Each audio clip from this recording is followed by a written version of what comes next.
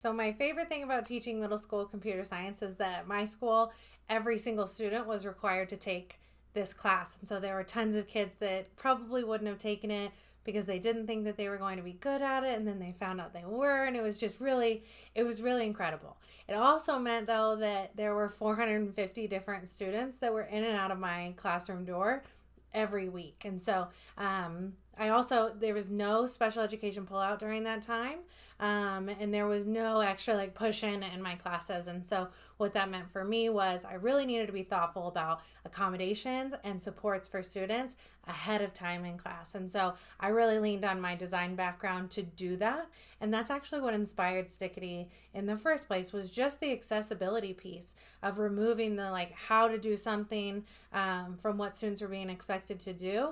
And that way they can get straight to the what of what we're doing in class. And so I wanted to make a video about all of the accessibility considerations and features for whoever you might have in your class. And frankly, these are supports that help every single student. They don't remove rigor, but they are ways for you to easily accommodate students who have learning differences and who need those extra little pieces. So I made a little doc here so that I could show some of the stickers here. Most of these features are part of the free version. So I know it says Stickity Premium on the right side of my screen, but most of these are actually available to everybody in these libraries here up at the top. So starting with students with low vision, every single sticker, so let's maybe look at the expectations library here. Every single sticker, we can just add in the silent icon for now just to show this, has alt text included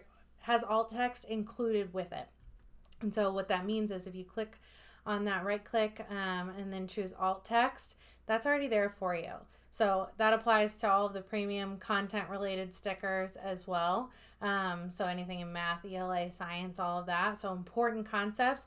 Every single image or graphic has alt text attached to it, so you don't have to go in as the teacher and add that, which is pretty cool. So that's there. The WCAG contrast guidelines, that's not really something that I hear a lot of educators talking about, but if you are a web designer or developer working on anything that's viewed on screen, essentially, if you are in charge of the aesthetics of that, you know exactly what those WCAG contrast guidelines are.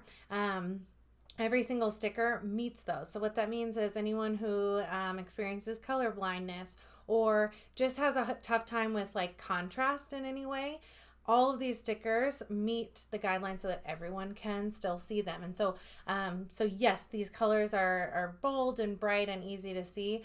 But I also wanted to point out too, some of these animations, every single sticker. So let's change this to like a dark background, for example. So maybe this is dark gray. I'll add in this I'm looking for sticker here. That white outline, yes, gives it that sticker appearance. That's what I was going for when I was designing these. But there's thought behind that, right? That means that no matter what background you're placing these graphics on, students are going to be able to see them and interact with them. Same with staff members, right? Readable font choice, that doesn't necessarily only apply to students with low vision, but I did want to include it somewhere. So thinking about specifically like dyslexic readers or students, learning English, learning to read, all of that, the text that I chose for all of these stickers is easily readable. So I feel like a lot of times in elementary classrooms especially, teachers are choosing these kind of fun and funky fonts with the, intention of adding joy to what they're creating. The problem is sometimes that takes away from actual readability. So every single sticker is very readable and the font choice is very thoughtful there. Hearing loss, so stickers, every single one is going to show and tell. So thinking about like, if we stay in our content support for a second, so important vocabulary, we'll come back to that in a minute. Important instructions, start here, stop here, all of that stuff that you just want to reinforce visually for students who may not hear you the first time that you say that. And let's be serious, a student doesn't need to be experiencing hearing loss to not hear the directions that are coming out of your mouth sometimes. So that support is great for everybody, but especially our students with hearing loss too. There's this accessibility menu up here too. That I always found was a really great support for students who should take advantage of speech to text or text to speech, but needed that extra little reminder, then we would just kind of add that in there to just as like a reminder of like, hey, use that tool for this part of class today. So that'll load in there too. For our ELL supports, I find that the students with hearing loss and ELL students sometimes need overlapping supports, which makes sense, right? That visual support to go along with what you're saying in class. So visual aids to enhance key concepts. All of these stickers here show and tell, specifically like these expectations icons, using all of the graphics there. We have, steps and levels and, just kind of big graphic pieces here. The feedback stickers, all of those, I wanted to make sure that I was animating the concept along the like actual text that's on there so that students can really get an idea of what you're adding here. So same thing with our like math, science, all of those libraries, visual aids, enhance key concepts in class. That is meant to help every single student, but it's going to be a huge support for our ELL students there as well. So we can just add the in our seats icon there. I wanted to show the ELA library, which is a premium feature. But these phonics supports, so we have middle school open right now. So phonics, spelling, and grammar. This section is going to have a ton of supports for every student in class, especially our ELLs, right? So we have a lot of like the mouth movement. So thinking about sounding things out. What does our mouth actually do when we are pronouncing certain words? Different, stickers here, there, lots of pronouns and all of that we have there, and there. My gosh, I know some adults who can still use that support too. Contractions, extra little pieces that you could even populate along the side of an activity and have students just have that little extra support on the side there too. So all of these little extra things too. Thinking about our vocabulary here. So these tones are meant thinking about like an author's tone for whatever passage you might be reading or book you might be reading in class. They work really great for SEL related activities too, with how we're feeling and just different ways to explain and express ourselves in class too. So we've got all of our phonics support here. I'm going to add in, let's do the they are into there. So we have that one that's going to populate there. All right, so more ELL supports that are also IEP supports as well. So highlighting keywords and vocabulary, all of that's going to be right here in your content support too. So highlighting these, keywords, vocabulary, use the word bank, all of those things are huge supports for everyone, but they are legally mandated supports for students who really benefit from those too. So thinking about just making sure that you're always adding those in class is a great way to ensure that every single student's going to be supported frequently. So we can add a little vocabulary sticker here. I also saw a lot, especially in the middle school IEPs, is providing a dictionary, thesaurus, or translation opportunity for students. So I wanted to show the buttons library for that. So this little mouse icon up here is going to be your buttons library. So you've got different resources buttons, so dictionary, thesaurus, calculator, all of that stuff is right there. Navigation, if you're trying to get someone to click here. Materials, showing, documents, or go to the slide deck, or linking to your Google Classroom so that students can find that really easily. All of those great buttons are, there for everyone, but meant specifically to support students with learning differences. I'm going to add in this translate button here so I can show you how it works.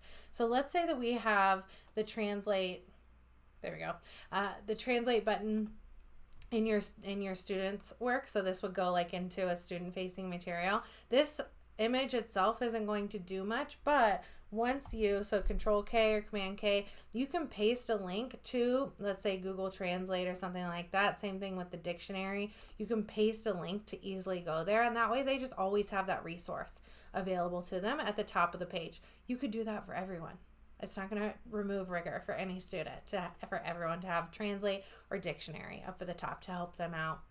Other IEP supports that I saw often are concise, direct prompts. So back to that content support library here. So down here at the bottom is this what to do section. So maybe it's paste your link here or explain in your own words, very clear prompts for what you want students to be doing. I also, man, if I had this when I was in the classroom, I would have used start here and then stop and wait for instructions so often. And since we're using docs right now, I want to show the borders too, because that's going to kind of go into some of these visually separated instructions too. But you can add in little borders that, like if I go down to the bottom here and I want my instructions to start here, I'll click on that and it's going to populate that right into my document. So that is huge, right? And that's going to, what both physically and like, you know, theoretically for providing supports for students. But right here in the visually separated instructions and then clear, concise prompts, thinking about visual chunking with those borders, you are going to hit so many IEP accommodations just by treating the materials visually. So you're not removing rigor for the students who may not have an IEP that says that they need that support, but all human beings benefit from information being divided up into bite-sized pieces, and those borders allow you to do that really, really easily. I also wanted to show the steps and levels, so it looks like I need to update step 8 here, but we have all of our steps 1 through 10, different levels, thinking about differentiating in class. Maybe you're using colors or animals so that students don't feel like, if I'm level 1, that's bad or whatever. Mild, medium, and spicy, extra hot, all of these different ways to separate and differentiate the information that you are having students interact with. Clearly stated directions displayed on the board. We saw, instructions, in the content support, must do, may do, all of those things that we use in class all the time, now just in a graphic that students will know to look for. How awesome is that? Word banks, we looked at those earlier too. I wanted to show, let's do the buttons first and then we'll talk about timers here in a second, but I wanted to show some more of these buttons. So let's say you're linking to an article or something like that. I'm just going to add that right here. Now, the reason that I started creating these buttons, so I really felt passionate about including this as a free option in the sticker libraries. I had a student who she had a motor function disorder of some sort, and basically what that meant was when she was using the touch screen on her laptop, which so many students have, she would often kind of miss the target when she was looking to click on a link. And so these buttons, I made sure that when they're inserted, they are large enough and that it fits the guidelines that anyone designing an app for a smartphone would also be following. So there's specific rules for how big buttons need to be. These fit those rules so that students with any kind of motor function disorder will have a higher chance of just getting that click on their first try. And that's huge, right? Just feeling like it's working the exact way that it should for you and eliminating those small frustrations that happen over the day can make a really big impact on a student's experience. I wanted to show the timers as well, but those are available in slides. All right, so we have our slide deck open now. Stickity's open on the side. There's a timer section in the slide deck so that you can insert little timer icons. Those are available in the expectations section for docs, but we have them right here in its own section in slides.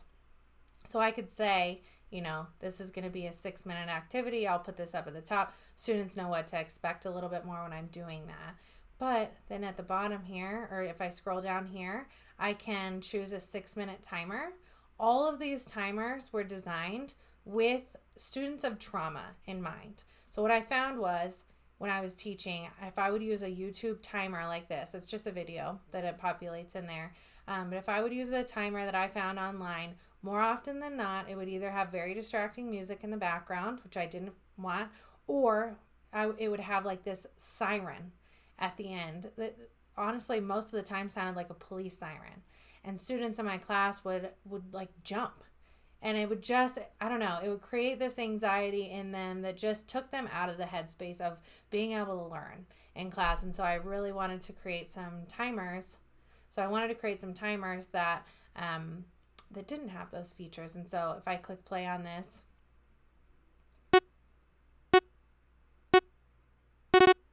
so it's just that little noise at the beginning. And then this, they're all different. This one is a roller coaster that's going up. So you can see the little, it's slowly, slowly, slowly going up. Then at the end, they'll get to the top. This is the slowest roller coaster known to man, right? Then they start to kind of head over, and at the very end, there's just a little noise.